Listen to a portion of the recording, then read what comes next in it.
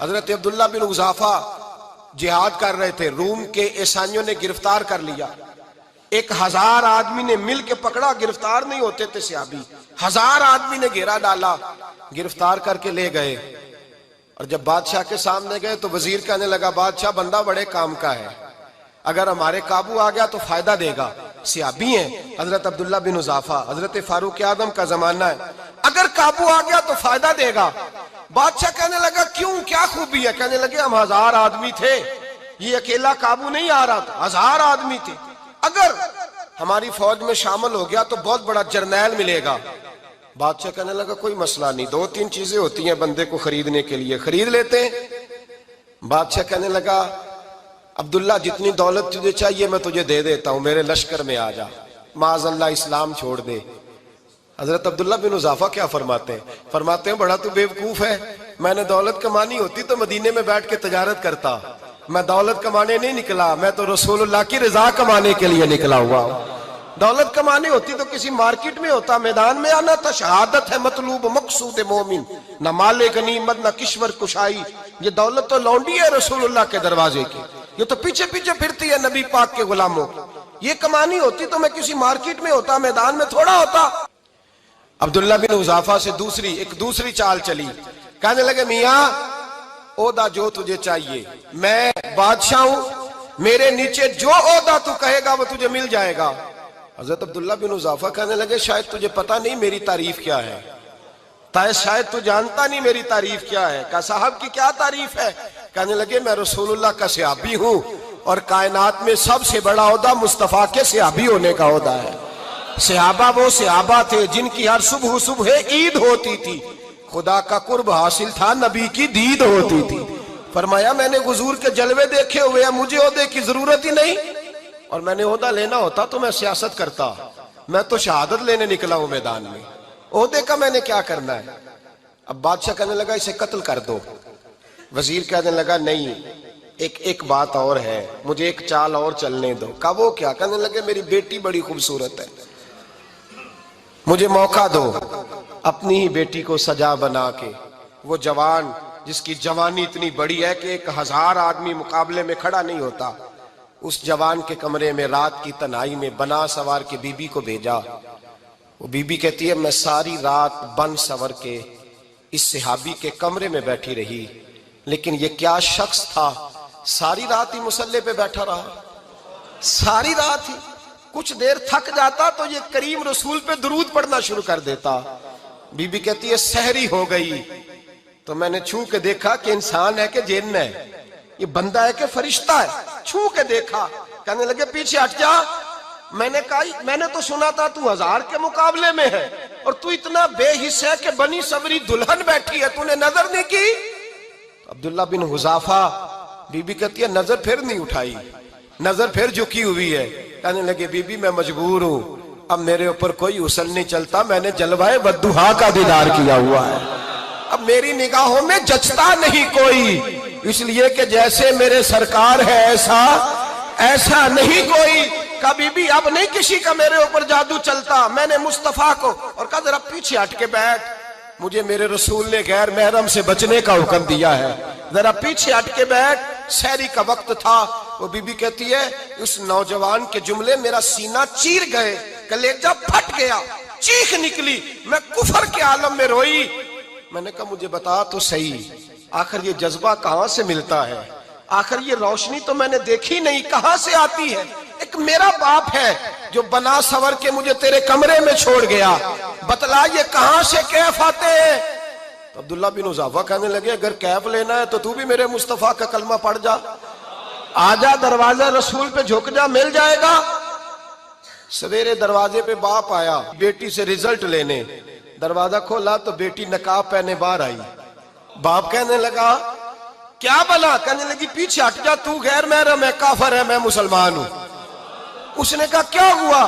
کہنے لگی تیرے جیسے کو باپ کہوں، تیرے جیسے کو جو مجھے استعمال کر رہا تھا، میں تجھے باپ نہیں مانتی، میں اب رسول والی ہو گئی ہوں، میں حضرت فاطمہ کی کنیزہ ہو گئی ہوں، میں اب نبی کریم کی خادمہ ہوں، خبردار میرے قریب نہ آنا۔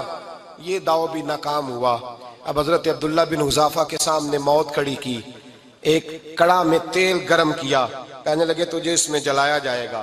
حضرت عبداللہ بن حذافہ رضی اللہ تعالیٰ عنہ جب جلنے کے قریب ہوئے تو رونے لگے۔ روم کا بادشاہ کہنے لگا شاید ڈر گیا ہے، کہنے لگے اب سمجھ آئی ہے، اب تجھے پتا چلا ہے، چلا آ جا۔ حضرت عبداللہ بن حذافہ کہنے لگے تو کافر ہے، تیری کافروں والی سوچ ہے، اس لیے نہیں رویا کہ موت سے ڈر گیا ہوں، میں تو اس لیے رویا ہوں کہ ایک جان ہے، وہ نبی پاک پہ قربان ہو رہی ہے، کاش رب مجھے 1000 جان دیتا، میں ساری مصطفیٰ پہ قربان کر دیتا۔ فاضل بریلوی فرماتے ہیں کروں تیرے نام پہ جاں فدا، نہ بس ایک جاں 2 جہاں فدا، اور میرا 2 جہاں سے بھی نہیں جی بھرا، میں کروں کیا کہ کروڑوں جہاں نہیں۔ اور میاں صاحب فرماتے ہیں وہ کچا رنگ للاری والا جیڑا چڑھدا لیندا رہندا، اے عشق تیرے دا رنگ محمد چڑھ جائے پھر نہیں لیندا، عشق تیرے دا رنگ محمد چڑھ جائے پھر اے نہیں لیندا۔ میرے بھائی وہ روم کا بادشاہ کہنے لگا دنیا میں نے بھی بڑی دیکھی ہے، پر جیسے پاک صاف مصطفیٰ کے غلام دیکھے ایسا میں نے کوئی نہیں دیکھا۔ او بھائیو، نظر پاک ہو، روح پاک ہو، مزاج پاک ہو، پھر انسان بڑے بڑے کام کرتا، پھر وہ مہمات کو سر کرتا، پھر وہ صرف ایک گھر کے لیے نہیں، وہ ملت کے لیے فائدہ مند ہوتا ہے، پھر وہ گھرانوں کو لے کر چلتا ہے، پھر وہ بڑے بڑے معاشرے تشکیل دیتا ہے۔ میرے رسول کریم صلی اللہ علیہ وسلم نے پاک صاف ذہن کے لوگ تیار کیے۔ حضرت مرثد فرماتے ہیں میں ایک عورت پہ عاشق تھا، جب کلمہ پڑھا نبی پاک نے میری پشت پہ ہاتھ پھیرا، میں نے کہا حضور کوئی نصیحت؟ نبی پاک نے فرمایا نظر کو پاک رکھنا۔ آپ فرماتے ہیں عورتیں میرے پیچھے بھاگا کرتی تھیں اور مجھے کہا کرتی تھی اب تو دیکھتا کیوں نہیں؟ تو میں نے کہا پتا مجھے بھی نہیں، مصطفیٰ کی ایک نظر ہوئی ہے رب نے سارے محل کو چہل دور فرما دیے، سارا کچھ ہی بدل گیا۔ ملت کے جوانوں یاد رکھو اس بات کو، یہ پاکیزگی، یہ نظر، یہ پاکیزگی، یہ مزاج، یہ انسان سے بڑے کام کرا لیتی ہے، اور اگر تیری نظر ناپاک رہتی ہے پھر تو کچھ نہیں کر سکتا، پھر تیری زندگی ایک ایسے قید خانے میں قید ہو گئی ہے جو تجھے 2 قدم بھی نہیں چلنے دے گی۔ سب سے پہلے مزاج کی پاکیزگی، اور دوسرا اصلاح معاشرہ کے لیے اہم درس یہ ہے اپنے آپ کو پاک صاف رکھیں، ذہنی طور پر، نظریاتی طور پر۔ اور دوسرا درس یہ ہے میرے بھائی، ظلم اور زیادتی سے بچیں، پاک صاف رہ کے وقت شروع کریں، اور کسی جگہ بھی کوئی زیادتی، کوئی ظلم، میرے نبی کریم صلی اللہ علیہ وسلم کے مزاج کو اگر آپ دیکھیں گے نا، ہمارے معاشرے میں آج سب سے زیادہ زیادتی پتہ کون سی ہوتی ہے؟ لوگ عزتیں پامال کرتے ہیں، بدگمانیاں کرتے ہیں۔ ابو جہل یہ کام کرتا تھا کہ وہ نبی پاک صلی اللہ علیہ وسلم پر، صحابہ پر معاذ اللہ شخصی اعتراضات کرتا تھا، شخصی۔ عزیزو، جب آدمی کا کسی سے اختلاف ہوتا ہے نا، یا کسی کو پسند نہیں کرتا یا کسی کو ریجیکٹ کرنا چاہتا ہے تو شخصی اعتراضات کرتا ہے، نیچے اترتا ہے، کمزور بات کرتا ہے، چھوٹی بات کرتا ہے۔ اور ہمارے زمانے میں تو یہ کام حسد کی وجہ سے ہوتا ہے، بڑے بڑے جماعتیں ٹوٹ جاتی ہیں، ملتوں کا شرازہ بکھر جاتا ہے، لیکن لوگ اپنی اس حرکت سے باز نہیں آتے، ساری زندگی ذاتی اور نجی اعتراضات کرتے رہے۔ ابو جہل کے اندر ہزاروں عیب پائے جاتے تھے، شرابی بھی تھا، بدکار بھی تھا، بے حیا بھی تھا، ظالم بھی تھا۔ میرے نبی پاک صلی اللہ علیہ وسلم نے اسے دین کا پیغام دیا ہے، لیکن تاریخ کی کسی کتاب میں آپ کو یہ نہیں ملے گا کہ حضور نے کبھی اس کی شخصیت پر اعتراض کیا ہو۔ یہ فرمایا ہے کہ بڑا فرعون ہے اس امت کا، لیکن نیچے اتر کر کبھی اس کی ذاتی اور شخصی زندگی پر کوئی زیادتی صحابہ کی طرف سے اور نبی پاک کی طرف سے۔ بہت بڑی بات سمجھا رہا ہوں، اگر آپ کی سمجھ میں آئے تو ہم ذاتیات پر اترتے، ذات پر اتر کر زیادتی کرتے، ذات پر۔ ہمارا اب ظلم نجی سطح سے شروع ہو رہا ہے اور پوری ملت کو لپیٹ میں لے رہا ہے، پوری ملت کو۔ چھوٹی چھوٹی زیادتیاں ہیں جو پورے معاشرے کو اپنی لپیٹ میں لیتی ہیں۔ میرے نبی کریم علیہ السلام نے جو دین ہمیں دیا ہے وہ خیر خواہی کا مذہب ہے، وہ بھلا کرنے کا مذہب ہے، وہ کام آنے کا مذہب ہے، وہ ظلم سے بچنے کا مذہب ہے۔ میرے نبی پاک نے فرمایا ظلم سے بچ جانا، قیامت کے اندھیروں میں جو بڑا اندھیرا ہوگا وہ ظلم ہوگا۔ اصلاح معاشرہ کانفرنس کا پہلا سبق میں نے عرض کیا کہ نظر کو، ذہن کو، سوچ کو پاک رکھیں، اور دوسرا زندگی میں کبھی زیادتی نہ کریں، کبھی بھی اپنے مخالف پر بھی کبھی شخصی، ذاتی اور نجی اعتراضات نہ کریں۔ یہ انسان کے اندر کا ظلم ہوتا ہے، ہمارے گھروں کے اندر سے ظلم جنم لینے لگا ہے۔ روز بہو پہ تیل چھڑکا جاتا ہے، روز کسی نہ کسی شہر سے، اپنے ہی گھر سے، اپنے ہی چراغ کو بند کرنے کی خبر نکلتی ہے۔ سڑکوں پہ، چوکوں پہ، چوراہوں میں غریب مسلے جاتے ہیں، جس کے ہاتھ جہاں تک پہنچتے ہیں وہ وہاں تک معاذ اللہ زیادتی کر گزرتا ہے۔ اگر قوم ظلم سے بچنے لگے، زیادتی سے بچنے لگے، تکلیف دینے سے بچنے لگے تو معاشرہ سنور جائے گا۔ میرے رسول کریم علیہ السلام نے اپنے غلاموں سے پوچھا تھا، بتاؤ مفلس کون ہوتا ہے؟ کون ہے جس کے پاس کچھ نہیں ہوتا؟ صحابہ نے کہا یا رسول اللہ جس کے پاس پیسے نہ ہو۔ بخاری مسلم متفق علیہ حدیث ہے۔ نبی کریم نے فرمایا نا بھائی، مفلس تو وہ ہوگا جو قیامت کے دن احد پہاڑ کے برابر نیکیاں لے کے آئے گا۔ یا رسول اللہ اتنی نیکیاں پھر بھی مفلس ہے، پھر بھی غریب ہے؟ تو نبی پاک نے فرمایا نیکیاں پہاڑ کے برابر ہیں، پر اس نے چگلیاں بڑی کی ہیں، غیبتیں بڑی کی ہیں، مذاق بڑے اڑائے، اس نے لوگوں پر پھبتیاں بڑی کسی ہیں، تان و تشنی بڑے کیے، ظلم بڑے کیے، گالی بڑی دی، لوگوں کے بارے میں بری باتیں کی۔ اب رب کریم نے وہ ساری نیکیاں ان لوگوں میں بانٹ دی، یہ مفلس ہو گیا، غریب ہو گیا۔ زیادتی نہیں کریں، ظلم نہ کریں، اپنی نجی زندگی سے لے کر گھر کے اندر سے لے کر اجتماعی زندگی تک زیادتی سے بچیں۔ میرے نبی کریم علیہ السلام نے اپنے غلاموں کو یہ درس دیا ہے، دیکھنا کبھی زیادتی نہ ہونے پائے، دیکھنا کہیں ظلم نہ ہونے پائے، دیکھنا کسی شخص کو تمہارے قول فعل سے، تمہارے مزاج سے تکلیف نہ پہنچے۔ میرے بھائیوں، حضرت وہب ابن منبہ علیہ رحمہ فرماتے ہیں کہ بنی اسرائیل کے اندر ایک بادشاہ محل بنانے جا رہا تھا۔ محل آج بھی جس آدمی کی سوسائٹی کے اندر 2-4 قلعے، 2-4 ایکڑ کسی غریب کے آ جائیں، وہ یہاں تو اسے دھمکاتا ہے یا بلیک میل کرتا ہے، کچھ نہ ہو سکے تو پھر قتل ہی کرا دیتا ہے معاذ اللہ۔ اور یہ خبریں عام ہمیں سننے، پڑھنے اور دیکھنے کو ملتی ہیں۔ بادشاہ محل بنانے جا رہا تھا، ایک غریب بی بی رہتی تھی، اس کی جھونپڑی بادشاہ کے محل کے نقشے میں آتی تھی۔ بادشاہ نے کہا بی بی منہ مانگی قیمت لے لو، خالی کر دو یہ مکان۔ بزرگوں کو اپنے جھونپڑیوں سے بڑی دلچسپی ہوتی ہے، بچے سوسائٹیوں میں چلے جاتے ہیں، ابا جی کہتے ہیں مجھے گاؤں میں رہنے دو، میرا یہی دل لگتا ہے، مجھے اس گھر سے دلچسپی ہو گئی۔ اماں کہنے لگی بادشاہ میں یہاں بیاہ کے آئی تھی، خامد انتقال کر گیا، اولاد اللہ نے دی نہیں، میں پکا ہوا پھال ہوں، گر جاؤں گی تو تیرا ہی ہے، لیکن مجھے اس آشیانے میں رہنے دے، یہ گھونسلہ میں نے تنکا تنکا کر کے بنایا ہے، مجھے رہنے دے، نہ مجھے نکال۔ کہنے لگا میرا نقشہ خراب ہوتا ہے۔ بی بی سارا دن مکان میں بیٹھی رہتی کہ میری جھونپڑی ٹوٹ نہ جائے، ظالم کی نظر میں آ گئی ہے کہیں میرا یہ آرزوؤں کا محل چکنا چور نہ ہو جائے، سارا دن ڈیوٹی کرتی۔ بادشاہ نے بھی 2-4 سپاہی کھڑے کر دیے، جب گھر سے نکلے تو بلڈوز کر دینا، مکان کو گرا دینا۔ وہ خاتون کتنی دن بندہ بیٹھ سکتا ہے؟ ایک دن سر شام گھر سے نکلی، 2-1 گھنٹے کے بعد واپس آئی تو مکان گر گیا تھا، دیوار بن گئی تھی۔ حضرت وہب ابن منبہ فرماتے ہیں بس اس نے دعا کی تو رب کریم نے وہ شہر سارا تباہ کر دیا۔ اس بی بی نے 2 جملے کہے تو الٹ پلٹ دیا وہ سارا شہر۔ میرے نبی کریم علیہ السلام نے فرمایا جب مظلوم کے ہاتھ دعا کے لیے اٹھتے ہیں تو عرش کا مالک آسمان سے کہتا ہے کھول دے سارے دروازے، اس کے بیچ کوئی پردہ نہیں رہنا چاہیے، آنے دے، مظلوم ہے، اس پر ظلم ہوا ہے، ظلم ہوا ہے۔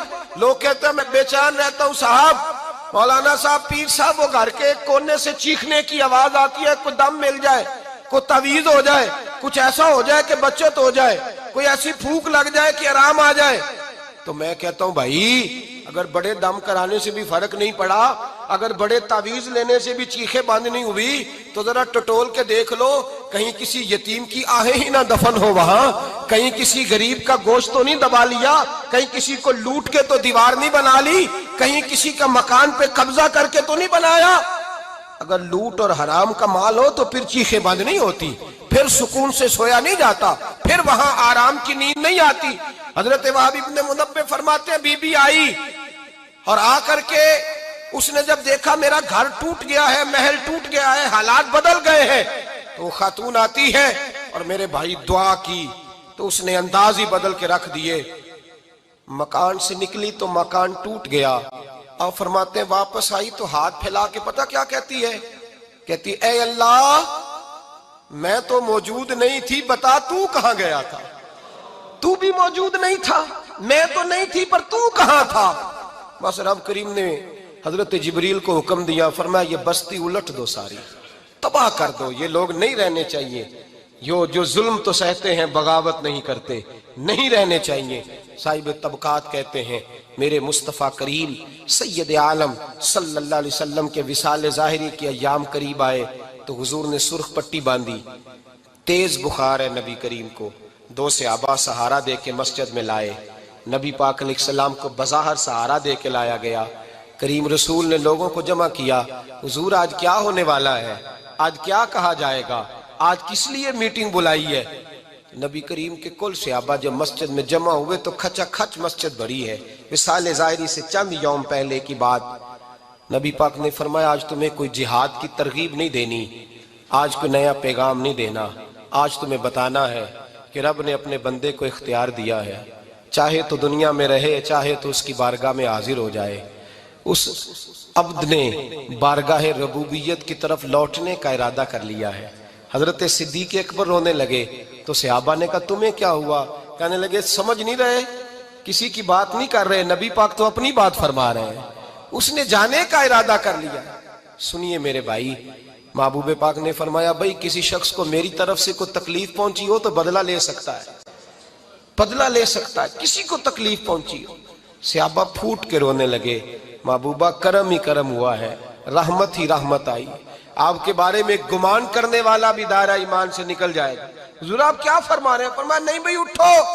پیچھے سے جناب عکاشہ بن محصن اٹھے، ہاتھ کانپتے ہیں، آگے بڑھے، کہنے لگے یا رسول اللہ ایک جنگ کے موقع پر آپ نے درہ مارا تھا، ننگی پیٹھ پر صفیں سیدھی کراتے، بات دل میں رہ گئی ہے، میں نے بدلہ لینا ہے۔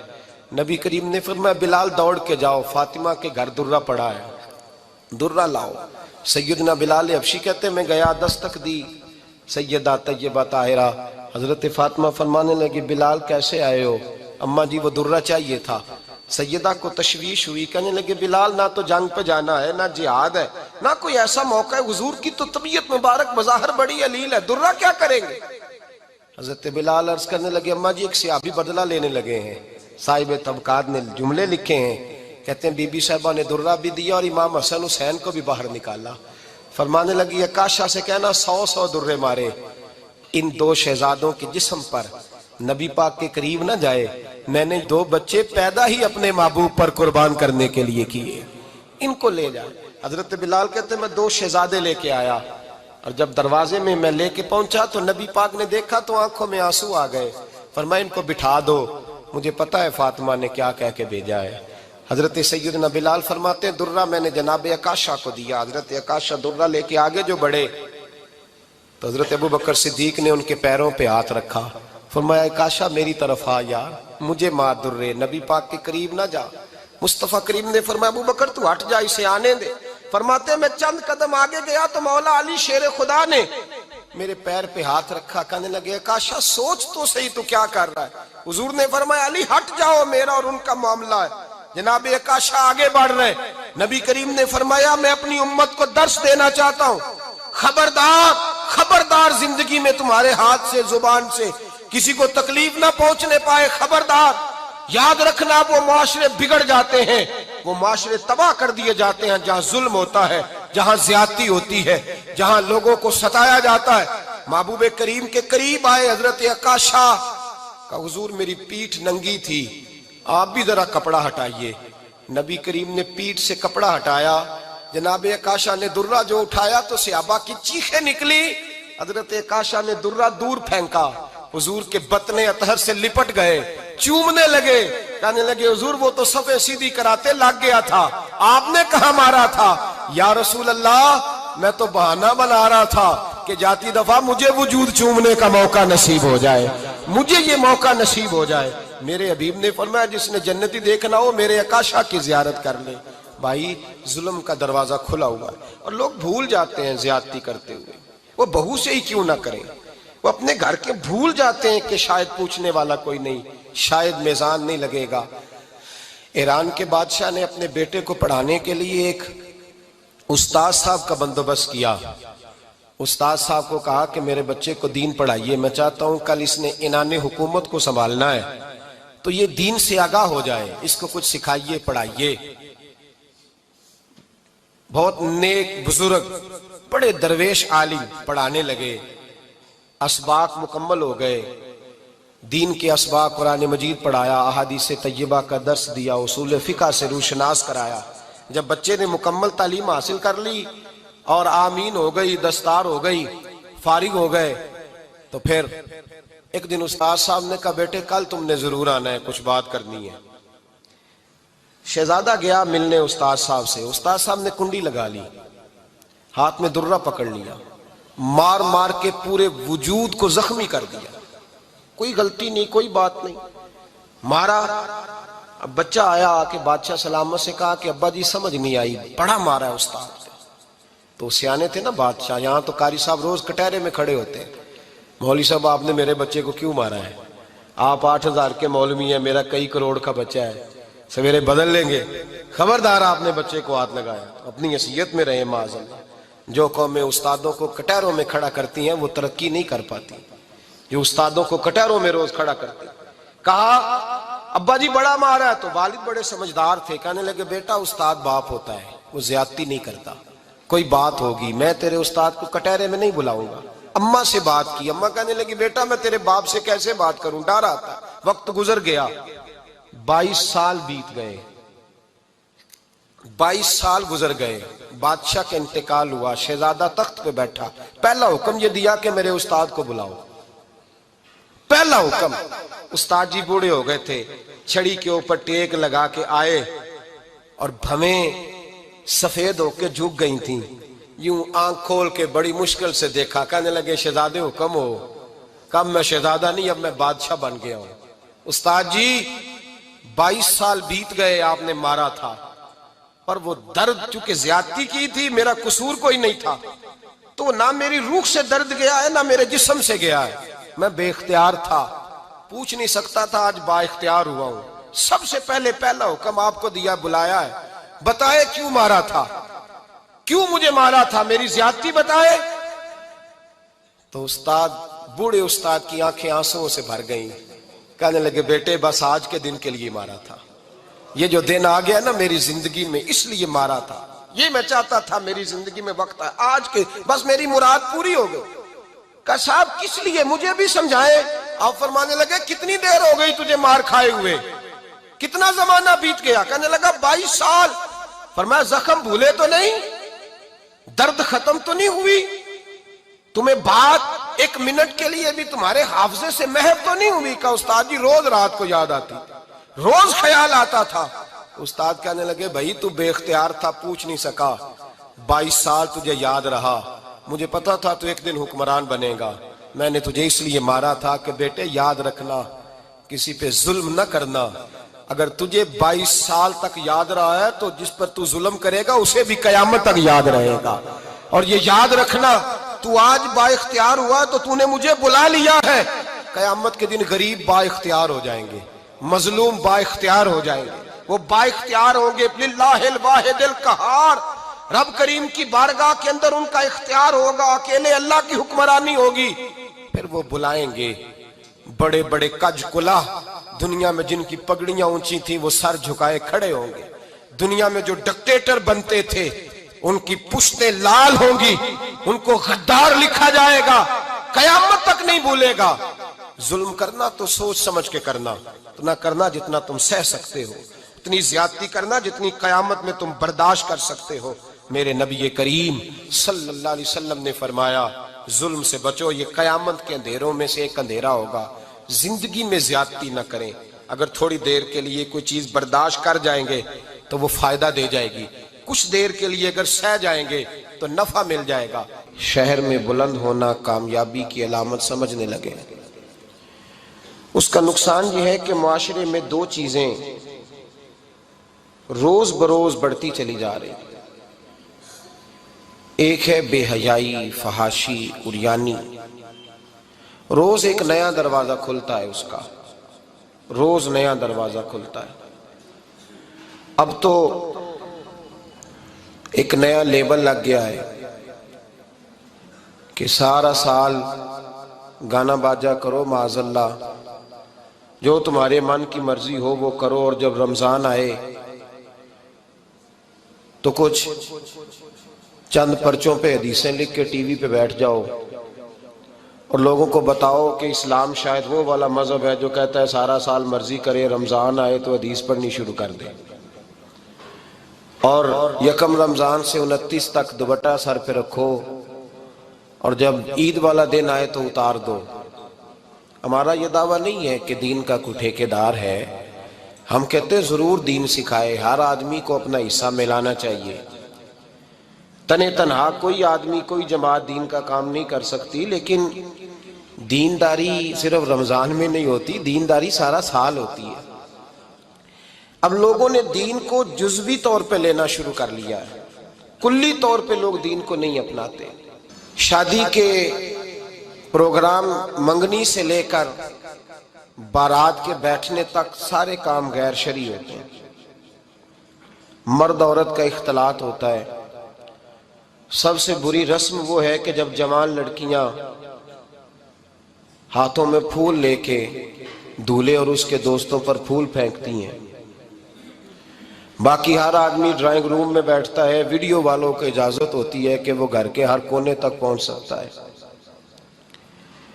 سارے کام غیر شرعی ہوتے ہیں اور جزوی طور پر دین پہ عمل ہوتا ہے۔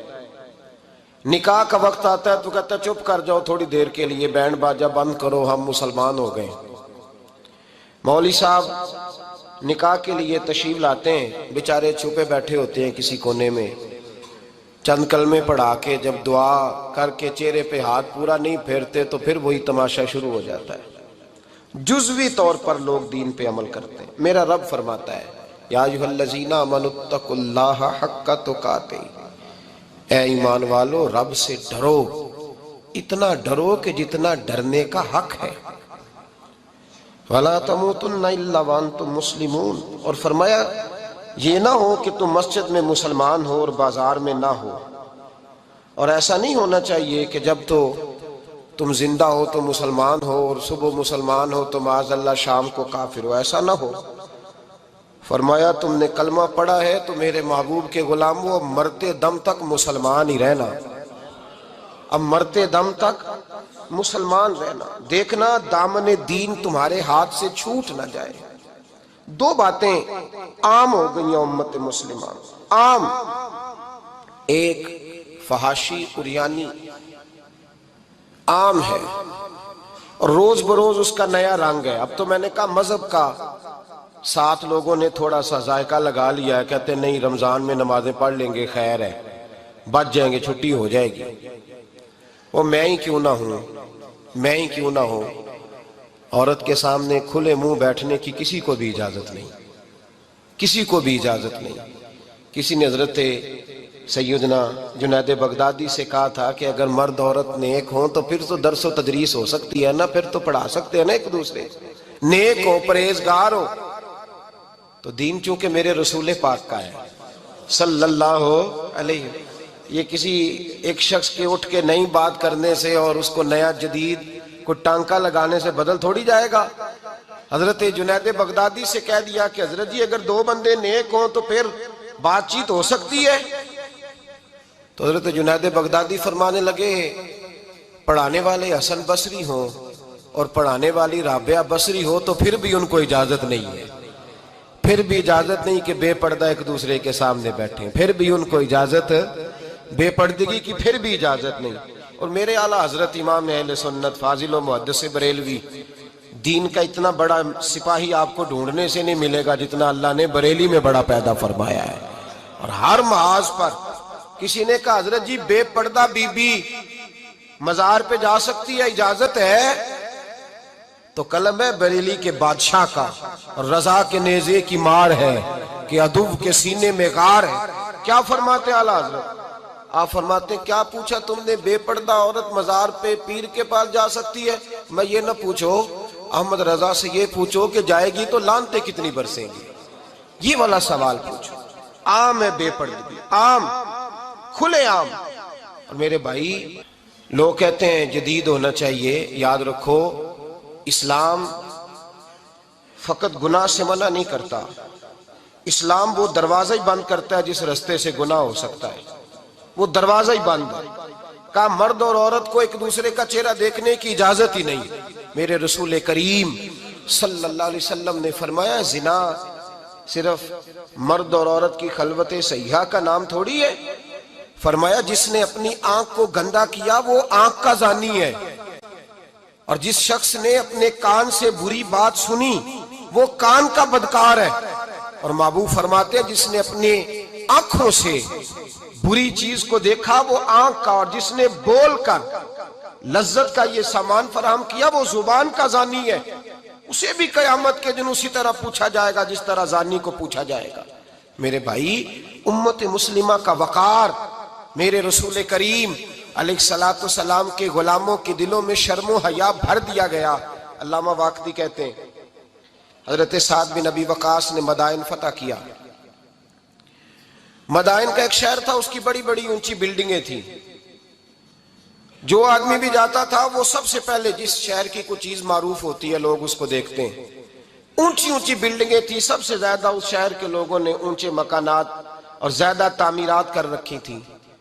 حضرت سعد بن ابی وقاص لشکر لے کے گزرے تو لشکر میں بوڑھے لوگ نہیں ہوتے، جوان لوگ ہوتے، توانا لوگ ہوتے، اور بڑے جیدار سپاہی تھے۔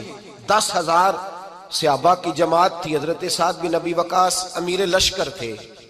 اب عیسائیوں نے ایک چال چلی، انہوں نے کہا مسلمان جب بازار سے گزریں گے لڑائی تو ہم ان کے ساتھ لڑ نہیں سکے، ہم وہ والا طریقہ اختیار کرتے ہیں کہ مسلمان قابو میں آ جائیں گے، ہم عورت کو بطور تیر کے استعمال کرتے ہیں، ہم اس کو بطور جال کے پھینکتے ہیں۔ کیا کیا؟ عورتوں کے ہاتھوں میں پھول دیے، پلیٹیں پکڑائیں، بلڈنگوں کی چھتوں پہ کھڑا کر دیا، فرمایا تم ان پر پھول پھینکنا، اگر 2-4 سپاہی بھی ہم اپنے قابو میں کرنے میں کامیاب ہو گئے تو دراڑ تو پڑ گئی نا، تم ان پر پھول پھینکنا۔ یہ دیکھیں رسم چلی کہاں سے، ہم نے اپنا لی ہے، چلی کہاں سے اور ہم نے اس کو اخذ کر لیا، رواج بن گیا۔ حضرت سعد بن ابی وقاص رضی اللہ تعالیٰ عنہ جب اس بازار سے گزرے تو آگے آگے امیر لشکر کا گھوڑا تھا، پیچھے 10,000 صحابہ گھوڑوں پہ بیٹھے ہیں۔ حضرت سعد بن ابی وقاص سے نظر اٹھا کے دیکھا تو عورتیں تو کھڑی ہیں، پھول لیے، کفر کی چال کو سمجھ گئے کہ یہ بے حیائی کا جال پھینک کے ملت کے جوانوں کے دلوں سے غیرت ایمانی چھیننا چاہتے ہیں، یہ مسلمانوں کے دلوں سے تقوی کی روشنی چھیننا چاہتے ہیں، یہ قرآن پاک کا سرور اور عبادت کا نور چھیننا چاہتے ہیں، یہ بے حیائی کا کلک لگا کے ان کے دلوں سے رسول اللہ کا درود چھیننا چاہتے ہیں، یہ محبت رسول کے سوتے خشک کرنا چاہتے ہیں۔ جب دیکھا تو فوری طور پہ گھوڑے پہ چڑھے اور جناب سعد نے قرآن پڑھنا شروع کر دیا۔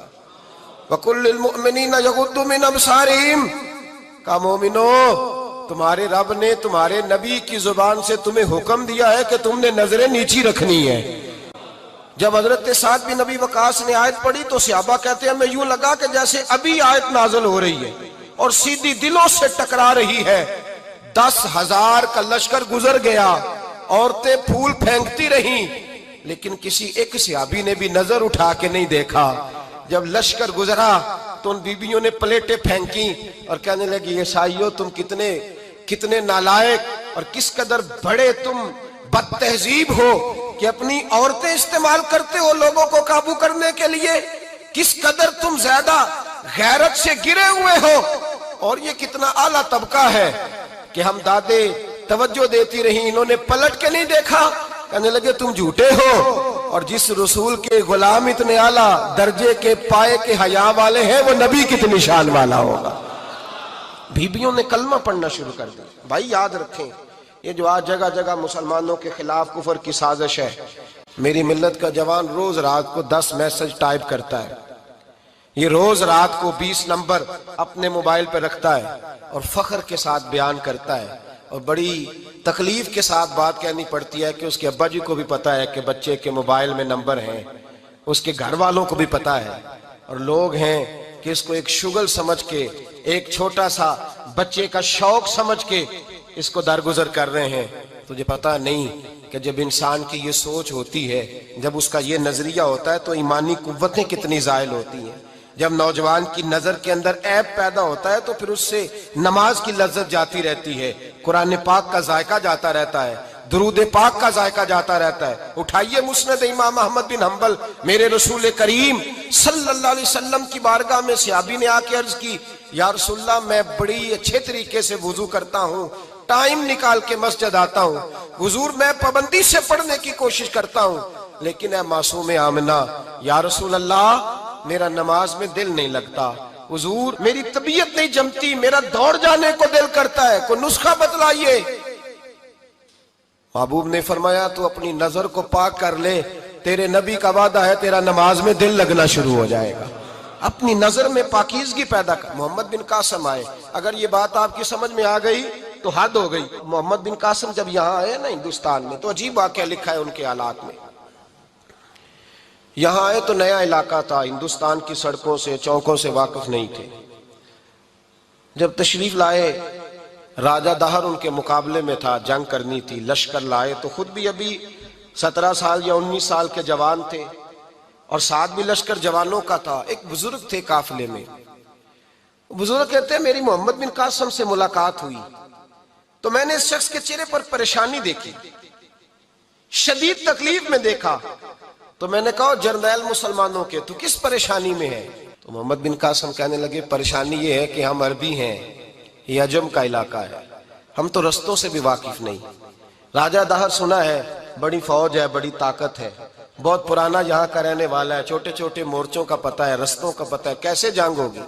میں پریشان ہوں کہ مقابلہ کیسے ہوگا؟ وہ بزرگ کہتے ہیں میں نے بھی دعا کی، تسلی دی، میں نے کہا اللہ تیری مدد کرے گا۔ میں گزر گیا، 3-4 دن کے بعد ملاقات ہوئی تو میں نے محمد بن قاسم کے چہرے پر بڑی روشنی دیکھی، ہنستے اور مسکراتے دیکھا، توانائی دیکھی، وقار دیکھا، اطمینان اور سکون دیکھا۔ میں نے کہا خیریت تو ہے، پرسوں ترسوں تو بڑے پریشان تھے، آج کیا ہوا؟ اگر یہ بات سمجھ میں آ گئی میری ملت کے جوان کے، اگر یہ بات سمجھ میں آ گئی تو شاید اسے ڈھب اور سلیقہ آ جائے جینے کا، شاید یہ سمجھ جائے کہ میری توانائی کا راز کہاں ہے۔ کہنے لگے بھائی پرسوں ترسوں بڑے پریشان تھے، آج کیا ہوا؟ جواب دیا کہ تاریخ بنا دی، اس 17 سال کے جوان نے تاریخ بنا دی۔ کہنے لگا میں بے فکر ہو گیا ہوں، راجہ دہر میرا مقابلہ نہیں کر سکتا، وہ 2 دن نہیں کھڑا ہو سکتا میرے سامنے۔ کہا وجہ کیا ہے؟ محمد بن قاسم کہنے لگے میں نے تحقیق کی ہے، مجھے پتا چلا ہے کہ راجہ دہر ذہن کا گندا ہے، نظر کا ناپاک ہے، وہ سینے بند کا برا ہے۔ مجھے پتا چلا ہے وہ تو چچا زاد بہن کو نہیں چھوڑتا، وہ تو خالہ زاد پہ بری نظر رکھتا ہے۔ مجھے پتا چلا ہے کہ اس کے تو اپنے علاقے کی عورتیں اس کی نظر سے محفوظ نہیں ہیں۔ کہنے لگا جو گندی نظر کا جوان ہوتا ہے وہ کسی میدان میں نہیں ٹھہر سکتا۔ کہنے لگا میری 17 اور 19 سال کی جوانی ہے، مجھے قسم ہے گنبد خضرا کی، میں نے جب بھی دیکھا ہے یا مصطفیٰ کا درود دیکھا ہے یا رسول اللہ پہ نازل ہونے والا قرآن دیکھا ہے۔ میرا مقابلہ کیسے کرے گا؟ میرے مقابلے میں کیسے آئے گا؟ جو نظر کا گندا ہو، کردار کا ناپاک ہو، وہ کسی کے مقابلے میں آ سکتا؟ اور ملت کے جوان یاد رکھ، جب تک نظریں ناپاک ہوتی ہیں اس وقت تک وجود کمزور ہوتے ہیں، جب تک نظریں ناپاک ہوتی ہیں ارادوں میں دراڑیں ہوتی ہیں، جب نظریں ناپاک ہوتی ہیں پھر عقیدے متزلزل ہوتے ہیں، جب نظریں ناپاک ہوتی ہیں پھر انسان کوئی بھی مہم سر نہیں کر سکتا، اور جب نظر پاک ہوتی ہے